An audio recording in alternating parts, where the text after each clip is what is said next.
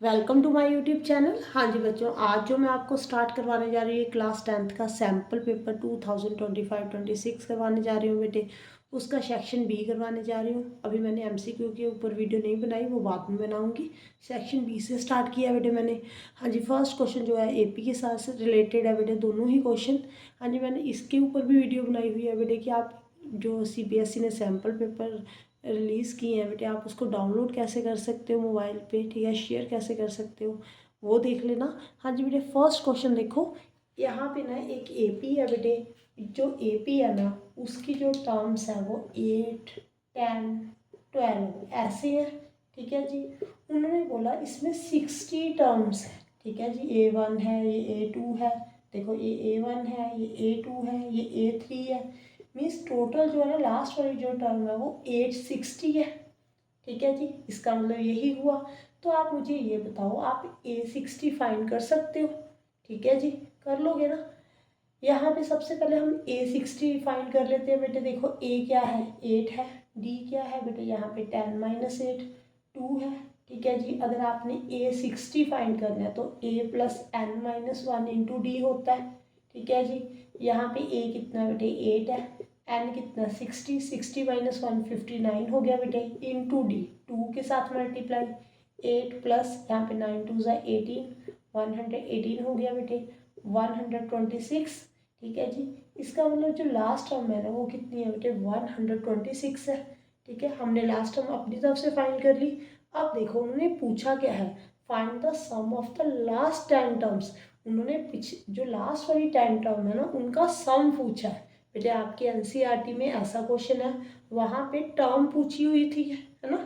वहाँ पे टर्म पूछी हुई है कि लास्ट से 20 टर्म कौन सी है ना, ऐसे पूछा हुआ है। यहाँ पे सम पूछ रहा है। तो जैसे आपने वहाँ पे किया था, ठीक है जी। देखो इसको करने का दो मेथड है, बट मैं जो आपको इजी मेथड है वही करवाती हूँ बेटे। आप ना इसको देखो, यहाँ पे 126 है, इससे पहले वाला जो टर्म होगी वो तो आपको मालूम है, 2 2 का डिफरेंस है। यहाँ पे 8 है, यहाँ पे 10 है, फिर 12, 2 ऐड करके बन रहा है बेटे। यहाँ पे 124 होगा, ठीक है। तभी 124 + 2 126 बना बेटे। आप इसको ना उल्टा दो, जो सीरीज दी हुई है ना एपी सीरीज, उसको उल्टा दो। यहाँ पे 126, 124 रिवर्स में लिख दो, ठीक है जी। यहाँ पे 12, यहाँ पे 10, यहाँ पे 8, ठीक है। अब आपके लिए जो फर्स्ट टर्म है वो 126 है बेटे।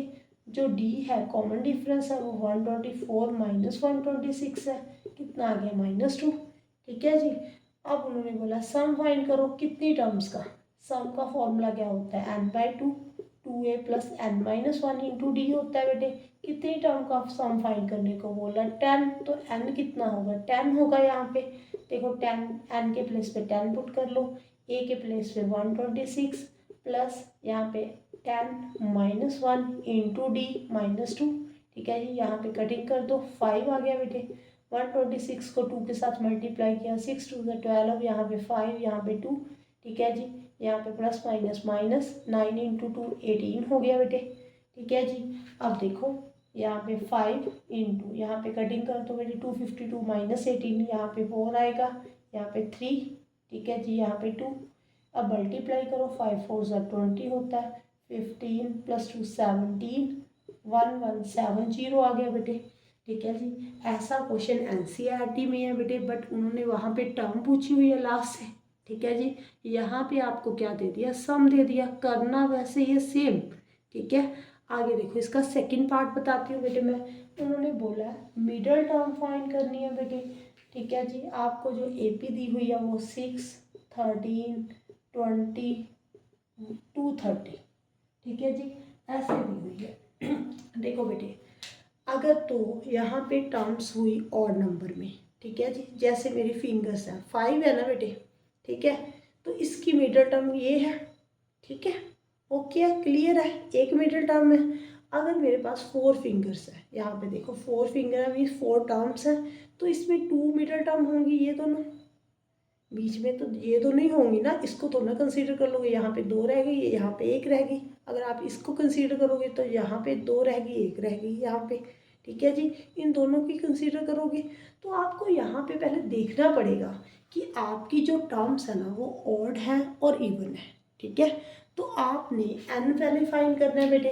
देखो यहाँ पे ए जो है बेटे वो 6 है, एन जो है बेटे वो 13 माइनस 6 है 7, ए एन जो लास्ट वाली टर्म है इसको ए एन भी बोल देते हो, एल भी बोल देते हो, 230 है बेटे। जो ए एन है वो फॉर्मूला क्या होता है बेटे ए एन का, A plus N minus 1 into D. ठीक है जी, ए एन 230 है, ए 6 है, एन माइनस 1 इंटू डी कितना बेटे 7, 230 माइनस 6 कर दो। ठीक है जी, एन माइनस 1 इंटू 7, यहाँ पे 224 आ गया बेटे। ठीक है जी, जो 7 है उधर जाकर क्या हो जाएगा, डिवाइड हो जाएगा। ठीक है जी, 7 3 ज़ा 21, 7 2 ज़ा 14, यहाँ पे 32, एन माइनस 1, तो एन कितना आ गया बेटे 32 प्लस 1 33। 33 जो है बेटे वो इवन नंबर है और ऑड नंबर है, चेक करो इवन नंबर है और ऑड नंबर है बेटे। तो अगर आपने मीटर टर्म फाइंड करनी है, ठीक है जी, जो आपने क्लास 7th में भी पढ़ा होगा कि मीटर टर्म कैसे फाइंड करते हैं, एन प्लस 1/2 ऐसे करते हैं ना। तो एन के प्लेस पे 33 प्लस पुट कर दो प्लस 1, 34 हो गया बेटे, 2 के साथ डिवाइड किया, 17 टर्म जो है ना बेटे वो मिडिल टर्म है।